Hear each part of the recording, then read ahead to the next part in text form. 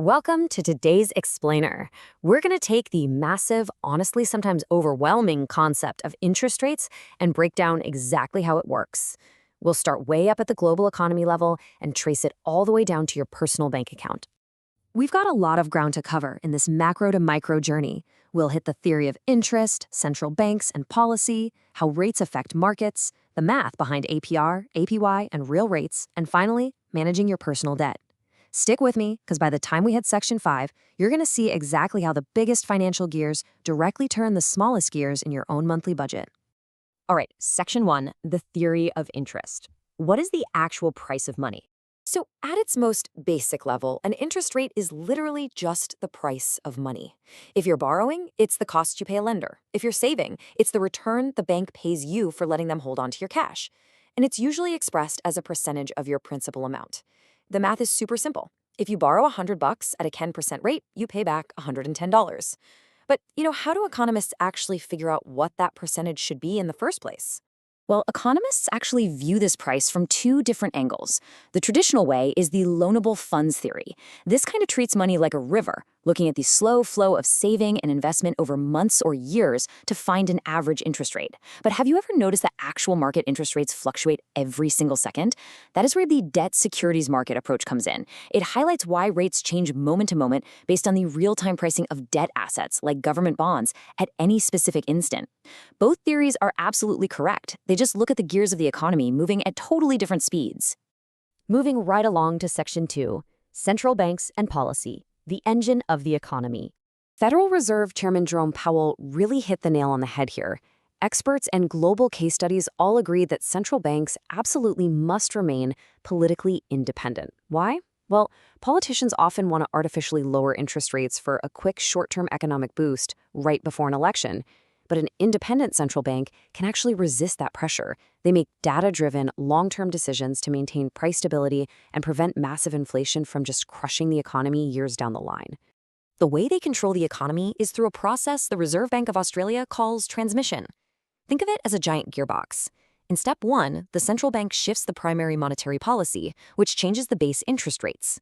Then, in step 2, those rate changes ripple outward. They eventually trickle down to dictate inflation, aggregate demand, and even how much households like yours decide to consume or save. To do all this, central banks have a few specific levers they can pull. They set the base rate, they manage public inflation expectations to give businesses some confidence, and they conduct open market operations, which just means buying and selling government bonds to inject or remove cash from the system. The crucial takeaway here is that while central banks have to operate independently to steer these gears without political interference, they also have to act with total transparency. They're required to clearly explain their actions so we all understand the long-term necessity of their policies. Okay, Section 3, How Rates Affect Markets, the battle for investment capital. When the central bank turns the dial, corporate America feels it immediately. When interest rates are hiked up, corporate debt gets expensive and fast. This means companies have to spend way more of their revenue on loan payments, leaving a lot less cash for expanding the business, buying new equipment, or hiring. As growth aggressively slows down, investors naturally reduce the value they assign to those companies, which can severely cool down overall stock prices.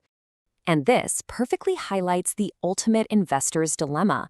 When central banks raise rates, the yield on super safe U.S. Treasury securities shoots up. So if you're an investor, why on earth would you take a major risk betting on a stock market company's future growth when you can get a highly competitive, virtually guaranteed return from a government bond? It's a no-brainer. Higher interest rates create massive competition for investment capital, literally pulling money out of risky stocks and funneling it into safe bonds. Let's bring it down a level. Section 4. APR, APY, and real rates, the math of money in your life. Funneling down from those global markets straight into your personal bank accounts, you absolutely have to know the difference between nominal and real interest rates. The nominal rate is just the flat percentage rate you're quoted at the bank. But the real rate? That is the actual purchasing power you're left with after inflation takes its bite. Think of inflation as the invisible thief in your bank account. Let's look at a practical example from the European Central Bank. Say you've got a nominal savings rate of 2.5%, but inflation is running at 3.0%. You subtract inflation from your nominal rate, and that leaves you with a real return of negative 0.5%. Yeah, you heard that right, negative. If inflation outpaces your savings account yield, your money is actually losing value sitting safely in the bank. This proves exactly why you must always calculate the real interest rate when mapping out your finances. Now let's flip over to borrowing.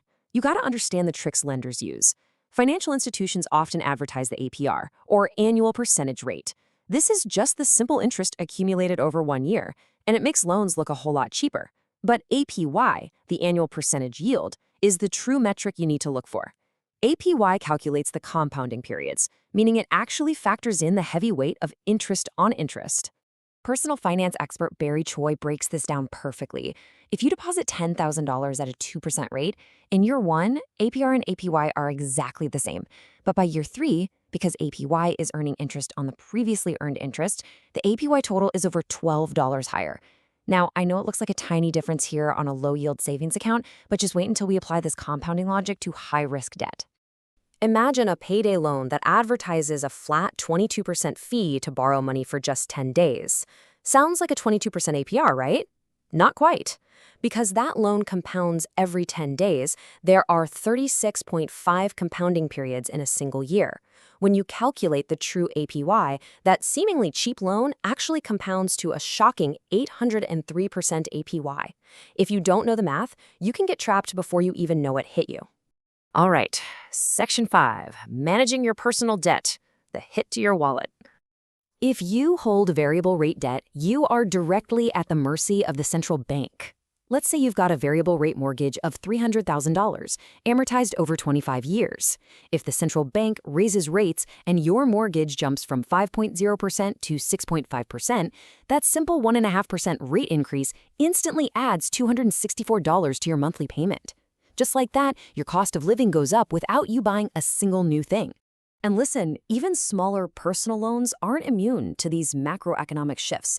If you have a short-term $10,000 personal loan, a 5% hike in rates silently drains an extra $552 from your budget over 2 years.